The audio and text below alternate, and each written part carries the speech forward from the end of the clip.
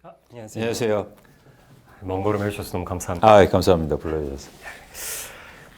위원님께는 이 질문부터 드려야 될 것 같습니다. 아무래도 증권가에 계시니까 시장 상황에 대해서 굉장히 잘 아실 것 같은데 미국이 또 자이언트 스텝에 나섰잖아요. 이런 상황, 이 연속된 금리 인상이 부동산 시장에 어떤 영향 미칠까요? 일단 이렇게 금리가 가파르게 인상된 경험은 없잖아요.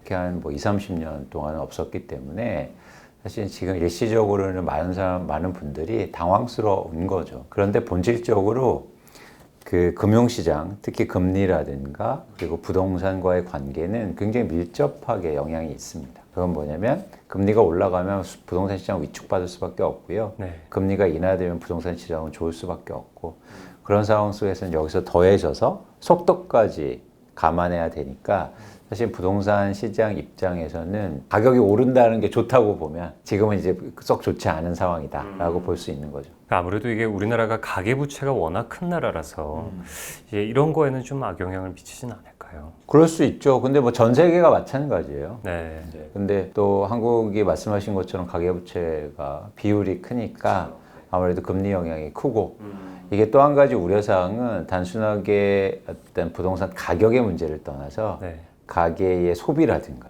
경제 전체의 문제로 확대될 수 있다는 그런 가능성이 있는 거죠. 네. 최근에 부동산, 특히 수도권 부동산 시장 좀 많은 변화가 있는데요. 좀 어떻게 보세요? 수도권 시장의 변화가 큰 이유는 그동안 변화가 컸기 때문이에요. 가격이 많이 올랐으니까 네. 그만큼 이제 시장의 참여자들이나 아니면 시장의 변동성에 일종의 취약한 거죠. 예를 들어서 최근에 가격이 안 오른 시장이었다면 금리가 아무리 올라도 영향 없을 거 아니에요. 근데 최근에 특히 경기 지역을 중심으로 경기 외곽 지역이라든지 경기 지역을 중심으로 해서 그동안 변동폭, 즉 상승폭이 컸기 때문에 최근에 이런 금융시장의 변화에 더 민감하게 움직이고 있다. 이렇게 보시면 좋으실 것 같습니다. 그러니까 상승폭이 컸기 때문에 하락도 크다. 맞습니다. 그러면 아무래도 집값이 많이 떨어진 지역은 그 최근에 많이 올랐던 지역이 맞아요. 떨어지는 거. 맞아요. 그게 정확하게 상관관계가 있어요. 그러니까 인과관계는 좀 다시 살펴봐야겠지만 많이 오른 지역이 많이 빠지고 또 반대로 많이 떨어진 지역이 많이 오릅니다. 그래서 이런 상관관계는 과거를 보면 명확하게 나타난다. 과거에 그러면 어떤 사례랑 조금 비슷하다고 볼 수가 있을까요? 예전에도 보면 예를 들어서 IMF 때라든지 네. 아니면 서프라임 네. 그리고 최근에도 보면 그런 어떤 변동폭을 쭉 그려보면 당시에 많이 떨어진 아파트가 이후에 회복할 때도 더 빨랐고 예를 들면 서프라임 때 강남의 아파트가 많이 빠졌어요. 강남의 아파트가 많이 빠지니까 최근에 강남의 아파트가 많이 올랐거든요. 그 이유가 있는 거죠. 대표적으로 개포동 이런 데는 서프라임 때 미분양이 넘쳐났어요. 맞습니다. 그런데 그 이후로는 엄청 좋아졌잖아요. 그만큼 사실은 골이 깊으면 산도 높다. 그러면 이번에는 강남보다는 아무래도 그럼 강북이나 서울 안에서는 이런 데가 조금 더 올랐던 폭이 더 컸던 것 같은데. 그래서 지금 먼저 영향이 있잖아요. 예를 들어서 노도강이라든가 이런 지역이 최근에 그러니까 이게 저희가 상승을 볼 때 상승률로 보는데 네. 상승률이 높은 지역이 훨씬 더 하락률이 커질 가능성이 큰 거죠. 개연성. 그러면 절대값이 아니라 상승률을 봐야 된다는. 그렇습니다. 왜냐하면 투자에서는 상승률을 보기 때문이에요. 예를 들어서 어떤 분이 100억을 갖고 계시는데 그분이 나 1000만 원 벌었어. 이거 어떻게 생각하세요? 많이 번 겁니까? 아니잖아요. 근데 이제 어떤 분이 1억을 갖고 계신데 1000만 원을 벌었어요. 이거는 굉장히 수익률이 높은 거죠. 네. 이것처럼 사실은 투자에서는 수익률이 높은 게 훨씬 더 뭐랄까요? 좋다고 얘기할까? 어쨌든 그렇게 판단할 수 있는 거죠. 그러면 이런 부동산 하락장, 굉장히 민감한 질문이지만 언제까지 갈 거라고 보실까요? 시기를 특정할 수는 없어요. 예를 들어서 10년 사이클이다, 5년 사이클이다 이렇게 얘기하기는 힘들고 대신 지금 예를 들어서 하락이 지속되다가 이제 상승하면 그 변곡점이잖아요. 네네. 그런 것들은 저희가 얘기할 수 있죠.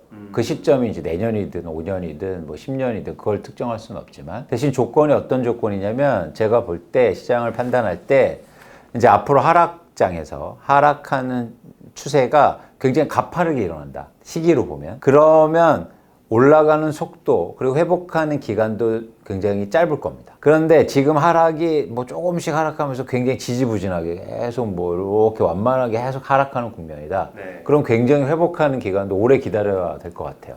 이것도 아까 그러니까 집값이 많이 오른 만큼 빠지는 것처럼 이것도 늦게 떨어질수록 늦게 오른다. 유사하죠. 그래서 예를 들어서 뭐 조금씩 떨어지면 계속 그렇게 되는 거죠. 뭐 5, 6년, 7년 동안. 근데 뭐 내년에 갑자기 어떤 뭐 정책적 변화라든가 아니면 금리의 상승폭이 더 높아져서 네. 경기 위축이 빠르게 다가와서 네.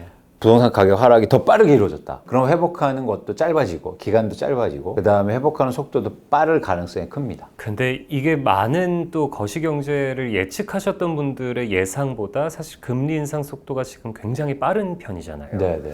그러면 부동산의 하락장도 조금 더 가팔라질 확률이 있겠네요. 맞아요. 그래서 예상보다도 그런 어떤 외부의 환경 네. 그리고 부동산 시장에 영향을 주는 거시경제 환경의 속도가 빠르니까 저희가 생각한 것보다 하락폭이 더 커질 수가 있습니다. 그렇게 되면 회복도 빨라지겠죠. 근데 사람들은 다르게 생각해요. 네. 예를 들어서 일반적으로는 하락폭이 크거나 빠르게 하락하면 세상 끝났다고 생각하죠. 아, 이게 사람 심리라는 게. 그런데 천천히 빠지면 야 이거 금방 오르겠는데 아 이거 안 빠지는 건데 이렇게 생각하는데 그렇게 생각할수록 더 느려지게 됩니다. 그러니까 이게 어쨌든 간에 그러면 금리가 적어도 기준금리가 계속 오르는 한 부동산 시장이 다시 반등을 하기는 어렵다고 봐야겠죠. 그렇습니다. 이제 그게 중요한 지금의 변동 요인이 되고 있으니까 근본적으로 거기에 변화가 없는 한 반대예요. 최근에 저희가 봐왔던 시장의 분위기. 예를 들어서 뭐 규제가 엄청났지만 네. 계속 저금리가 되고 그게 유지되니까 부동산 가격은 계속 오르잖아요. 그렇죠. 이제 이 정도 올랐으면 이제 끝나야 돼. 이렇게 생각했는데도 네. 그것처럼 마찬가지로 금리가 계속 오른다면 야, 이렇게 많이 떨어졌어. 이제 그만 떨어질 때 됐어. 이렇게 해도 그 회복이 쉽지 않다는 거예요. 그러면 이 뭐 지금 같은 하락장에 뭐 조금 더 투자하기 좋은 부동산의 유형이 뭐 있을까요? 투자라고 봐도 좋고 내 집 마련이라고 해도 좋고 네. 어쨌든 여러분들이 부동산을 보실 때 좋은 부동산은 앞으로 볼 때 말씀드린 것처럼 많이 떨어진 게 좋은 거예요. 많이 떨어진 게 좋은 거다. 네. 그러니까 이게 저희가 집을 볼 때 자산을 볼 때 이게 두 가지 자산이 있는데 이제 예를 들어 볼게요. 예. 그냥 10억짜리 아파트 두 개가 있었어요. 근데 막 가격이 하락해서 10억짜리는 8억이 됐어요. 네. 근데 10억짜리 또 하나는 9억이 됐어요. 그러면 기자님 보시기에 어떤 게 안전한 겁니까? 10억짜리 9억으로 떨어진 게 안전한 거예요? 8억으로 떨어진 게 안전한 거예요? 9억으로 떨어진 게 안전한 거 아닌가요? 일반적으로 그렇게 생각하죠. 네. 덜 떨어진 게 안전하다고. 그런데 자산시장에서는 많이 떨어진 게 안전한 거예요. 왜 그런가요? 싸게 살 수 있잖아요. 싸게 살 수 있으니까. 네. 특히 부동산은 더 그래요. 부동산은 왜 그러냐면 사용 가치가 있기 때문에 많이 떨어진 만큼 그만큼 회복할 가능성이 있어요. 덜 떨어졌다는 건 그만큼 회복도 조금 되고 사실은 별로 그렇게 의미가 없다는 거. 안전하다는 건 많이 떨어졌을 때 안전한 거. 가격이 싸다는 게 제일 안전한 겁니다. 그렇죠. 주식도 마찬가지예요. 네. 근데 주식은 한 가지 이제는 가격이 빠지면 어떤 주식은 계속 빠질 가능성이 있어요. 지금 제 주식이 그런 상황인 것 같은데. 그러니까 상패도 되고 네, 이런 네. 가능성이. 그건 왜냐면 사용 가치가 없기 때문에. 그래서 바닥이 없는 거죠. 쉽게 말하면. 근데 부동산은 떨어지면 무조건이라는 표현은 그렇고 회복할 가능성이 굉장히 높아요. 왜냐면 사용할 가치가 있거든요. 사용할 가치라는 거는 뭐 어쨌든 간에 우리가 부동산에서 살기 때문에. 그렇죠. 네. 어떻게든 저희가 리빙할 수 있으니까. 네. 근데 주식은 쓸 수 있습니까? 주식은 못 쓰죠. 네. 아니 뭐 여러분 중에 삼성전자 주식 나 집에서 쓰고 있다 이런 분 안 계시잖아요. 없죠. 네. 그렇기 때문에 주식은 사실은 계속 빠질 수가 있어요. 근데 부동산은 빠지다가 회복 그 사용 가치 때문에 덜 빠지다가 어느 정도 바닥을 보이고 또 회복하는 추세도 빨라질 수 있다는 거예요. 그래서 많이 빠진 게 안전한 거다. 네. 덜 빠진 게 아니라. 근데 저희가 이렇게 하락장에 보면 어느 지역은 덜 빠졌어요. 이 지역은 뭐 근데 여러분 그런 거 관심 가지실 필요가 없어요. 우리가 관심 가져야 될 건 어느 지역이 많이 빠졌지? 어느 지역이 더 사람들이 더 공포스러워하지? 어느 지역을 사람들이 더 두려워하지?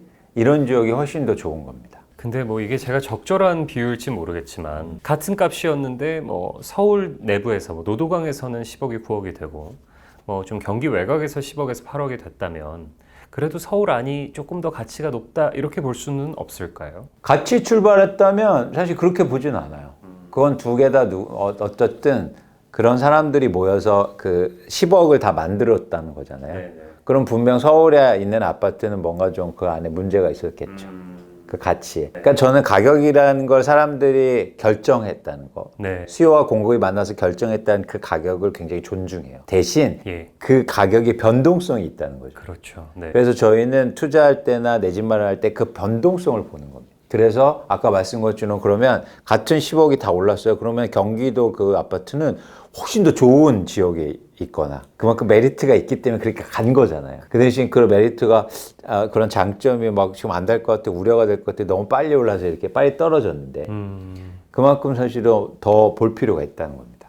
그러면 이 아까 말씀하실 때 어쨌든 간에 부동산은 떨어져도 사용 가치가 있기 때문에 다시 오른다. 이 말씀은 부동산은 전반적으로는 결국 우상향한다라고 이해를 해도 괜찮을까요? 과거에도 그래왔고 네. 가려왔고 아주 장기적으로 자본주의에서는 부동산이 물가 상승률만큼 오르기도 하고 네. 그 이상 오르기도 하죠. 장기적으로 보면. 그렇기 때문에 이제는 일부 전문가들이 부동산은 무조건 사는 자산이다 이렇게 얘기하는데 네. 그것만 보면 그렇게 말씀드릴 수 있는데 중요한 게 있어요. 부동산 한 번 떨어지면 엄청 빠져요. 절대 금액이나 그런 차원에서. 그래서 개인한테 미치는 영향이 굉장히 커요. 예를 들어서 그냥 뭐 내가 이 자산을 갖고 있어서 내가 20년 동안 갖고 있을 수 있다. 네. 그러면은 중간에 가격 변동폭이 상관없잖아요. 근데 20년 동안 갖고 있을 사람이 별로 없단 말이에요. 빚을 일으켜서 샀기 때문에 이자도 내야 되고 가격이 빠지면 심리적으로 위축도 받고 이렇기 때문에 그렇게 오래 집을 갖고 있는